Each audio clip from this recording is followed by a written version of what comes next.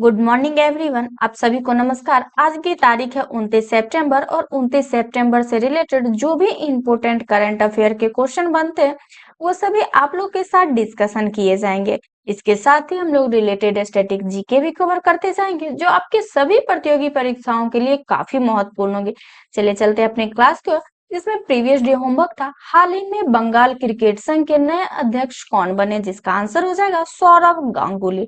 आगे चलते हैं अपने क्लास की ओर, जिसमें पहला क्वेश्चन है हाल ही में राष्ट्रीय महिला आयोग की नारी 2025 रिपोर्ट के अनुसार भारत का सबसे सुरक्षित शहर कौन सा है, जिसका आंसर हो जाएगा कोहिमा, जो कि नागालैंड की राजधानी है।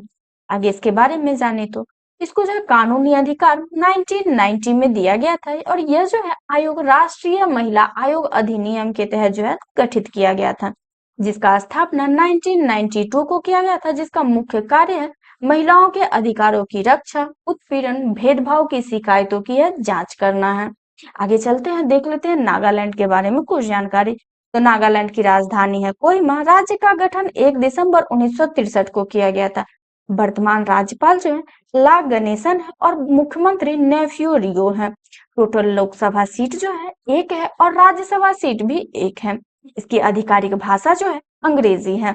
आगे चलते हैं, तो आगे है नागालैंड से जुड़े करंट अफेयर। इसको देखें, क्या है, केंद्र सरकार ने एनएससीएन को जो है 5 साल के लिए अवैध संगठन घोषित कर दिया है।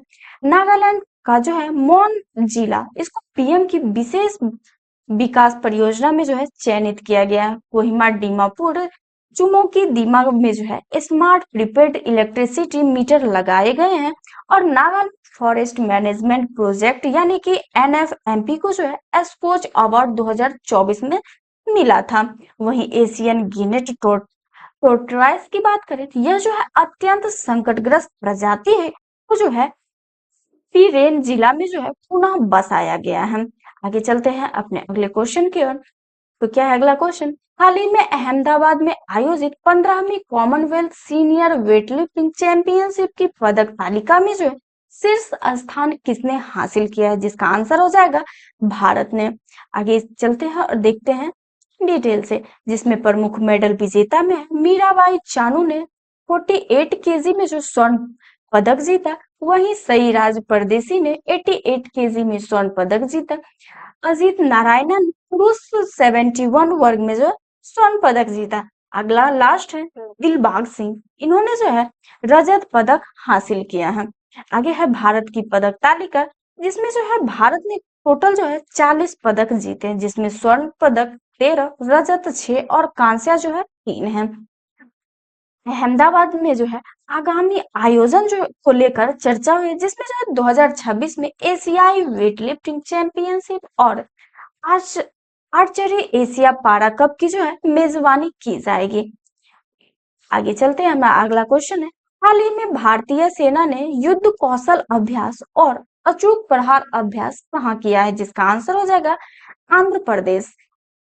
इसके बारे में डिटेल से समझे तो क्या है, भारतीय सेना के अभ्यास वो कौन कौन से हैं, तो पहले नंबर पे है युद्ध कौशल 3.0, जो कि कामेंग क्षेत्र यानी अरुणाचल प्रदेश में किया गया है, जिसका मुख्य उद्देश्य है सेना की युद्ध तत्परता और आधुनिक हथियारों की क्षमता को जो है देखना है। वही दूसरा जो अभ्यास है अचूक प्रहार है, इसको जो है कामेंग क्षेत्र अरुणाचल प्रदेश में किया गया है। इसका मेन उद्देश्य है सेना और आईटीबीपी के साथ मिलकर उच्च ऊंचाई पर जो है संचालन की क्षमता की जांचना। आगे है भारतीय आंध्र प्रदेश में जो है भारतीय सेना के प्रमुख सैन्य अभ्यास कौन कौन से किए गए हैं, जिसमें पहले नंबर पे जल प्रहार, जिसको जो है सितंबर 2025 में किया गया है, जो कि विशाखापट्टनम और काकीनाडा में हुआ है। वही टाइगर ट्रम्प है, जिसको जो है अप्रैल 2025 में किया गया है, ये भी जो है विशाखापट्टनम और काकीनाडा में ही किया गया है। यहाँ पे जो है आंध्र प्रदेश से रिलेटेड चर्चा हो रही थी, चलिए आंध्र प्रदेश से रिलेटेड कुछ जानकारी देख लेते, जिसमें राजधानी है अमरावती। पुराना राजधानी जो इसका है हैदराबाद था। तो आंध्र प्रदेश की स्थापना 1 नवंबर 1956 को किया गया था और यहाँ जो है मुख्य रूप से तेलुगु भाषा बोली जाती है। टोटल विधानसभा सीट की बात करें तो यहाँ जो है टोटल विधानसभा सीट 175, लोकसभा सीट 25 और राज्यसभा सीट जो है 11 है। वर्तमान मुख्यमंत्री YS जगनमोहन रेड्डी है और राज्यपाल जो है विजयेंद्र प्रसाद है। आगे चलते हैं, अगला क्वेश्चन है, हाल ही में चर्चा में रहे ऑपरेशन सिंदूर पुस्तक के जो है लेखक कौन है, जिसका आंसर हो जाएगा KGS डिलन। ऑपरेशन सिंदूर जो है इसको प्रारंभ 7 मई 2025 को किया गया था, जिसकी प्रेरणा थी 22 अप्रैल 2025 को पहलगाम आतंकी हमले में जो है 26 निर्दोष नागरिक की हत्या की गई थी, जिसका लक्ष्य रखा गया था पाकिस्तान स्थित आतंकवादी समूह के जैश-ए-मोहम्मद और लश्कर-ए-तैयबा ठिकाने को जो है निशाना बनाया गया था।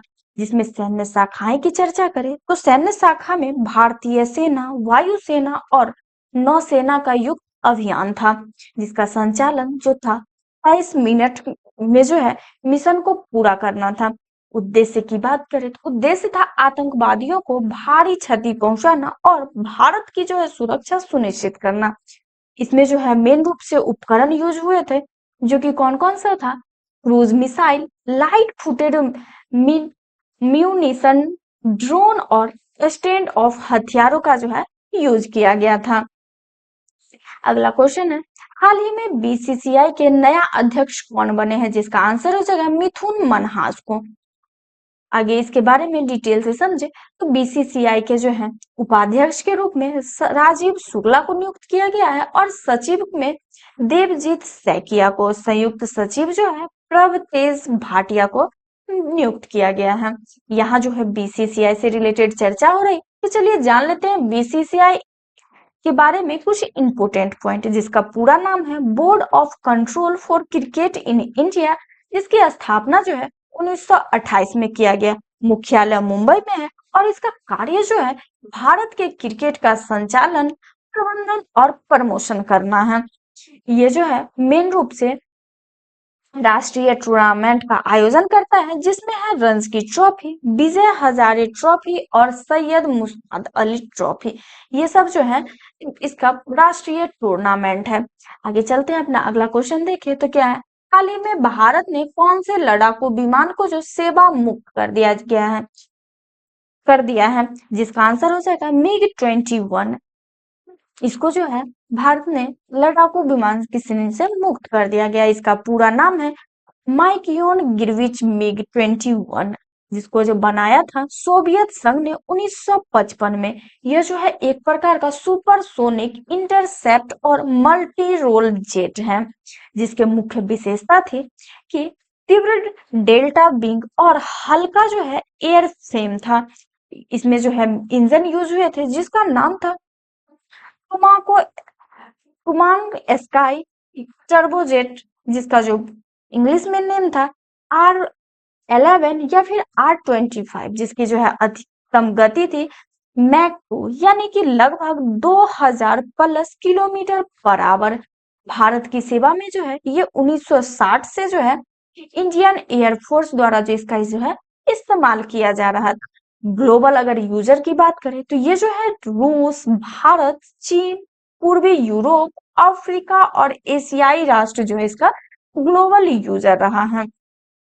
पुराने एयरफ्रेम और बढ़ती दुर्घटना को लेकर आधुनिक एवियोनिक्स और हथियारों की कमी, नई पीढ़ी के फाइटर जेट यानी कि तेजस, राफेल जैसे उपकरण का उपलब्ध होना, यह जो है 60 प्लस साल तक भारत की वायु रक्षा में जो है अहम योगदान दिया है। ठीक है, ये पूरा डिटेल हो गया MiG-21 से रिलेटेड।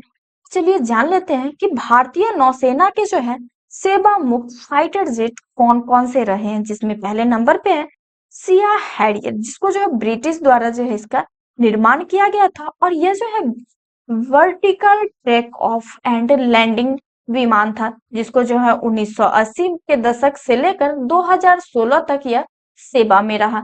दूसरा है सिया हवाक, ये जो है अमेरिका द्वारा निर्मित किया गया हेलीकॉप्टर था, जिसको जो है 1980 से लेकर 2000 तक जो है सेवा में रहा। सिया किंग जो है ब्रिटिश द्वारा निर्मित हेलीकॉप्टर है, जो कि 1980 से लेकर 2010 तक सेवा में रहा है। आगे चलते हैं। अगला क्वेश्चन है, हाल ही में अंशी प्रसन्न कुमार को किस पुरस्कार से सम्मानित किया जाएगा? जिसका आंसर हो जाएगा कृषि मीडिया अवार्ड से। आगे इसके बारे में डिटेल से जाने। तो ये जो है कृषि मीडिया अवार्ड 2025, इसका जो पुरस्कार का पूरा नाम है होमबेल संगीता हरिणी कुमार एलुमनी कृषि मीडिया अवार्ड, जिसमें पुरस्कार प्राप्तकर्ता के रूप में अंशी प्रसन्ना कुमार जो है ये लिस्ट में आए हैं, जो कि एक वरिष्ठ पत्रकार हैं, जो कि मैसूर के रहने वाले हैं। इसका मेन उद्देश्य है कृषि पात्र पत्रकारिता में उत्कृष्टता को जो है सम्मिलित करना। इसका चयन जो है होमबेल संगीता हरिणी कुमार एल्यूमिनियम के द्वारा जो है किया गया है, जिसकी घोषणा 2025 में हुई है। इसके अंतर्गत जो है पुरस्कार की राशि 10,000 नकद और एक प्रशस्ति पत्र दिया जाता है।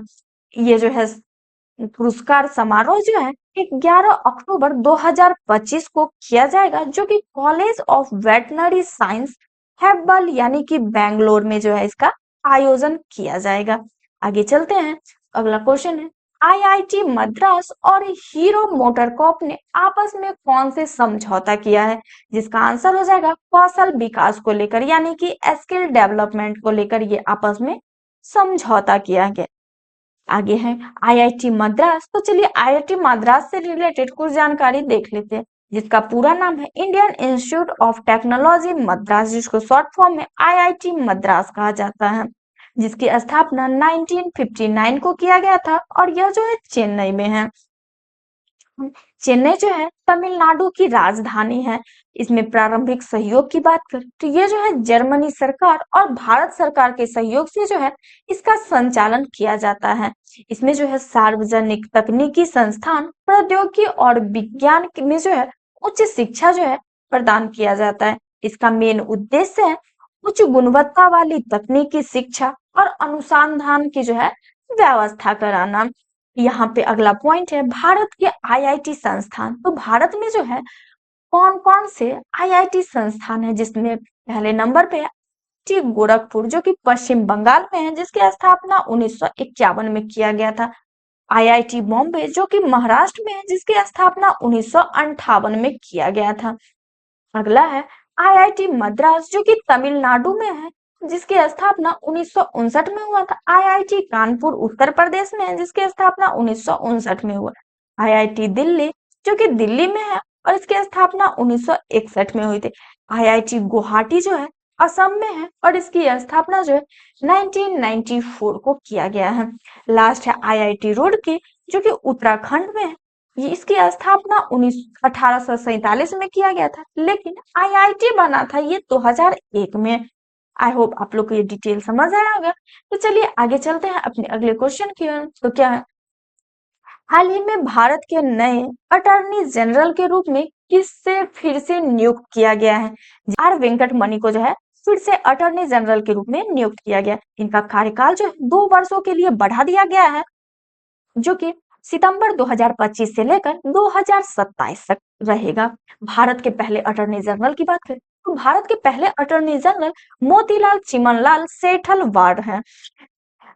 ये जो है आर वेंकटमणि ये जो है 16वें नंबर के अटॉर्नी जनरल बने हैं। इससे पहले 15वें नंबर पे के वेणुगोपाल रहे, जिनका कार्यकाल 30 जून 2017 से लेकर 30 सितंबर 2022 तक रहा है। वहीं 16वें नंबर पे जो है आर वेंकटमणि जो कि 1 अक्टूबर 2022 से लेकर 30 सितंबर 2025 तक इनका कार्यकाल था, लेकिन इनका कार्यकाल जो है बढ़ा दिया गया है। अटॉर्नी जनरल की नियुक्ति जो है अनुच्छेद 76 के अंतर्गत किया जाता है और इसकी नियुक्ति जो है राष्ट्रपति के द्वारा किया जाता है।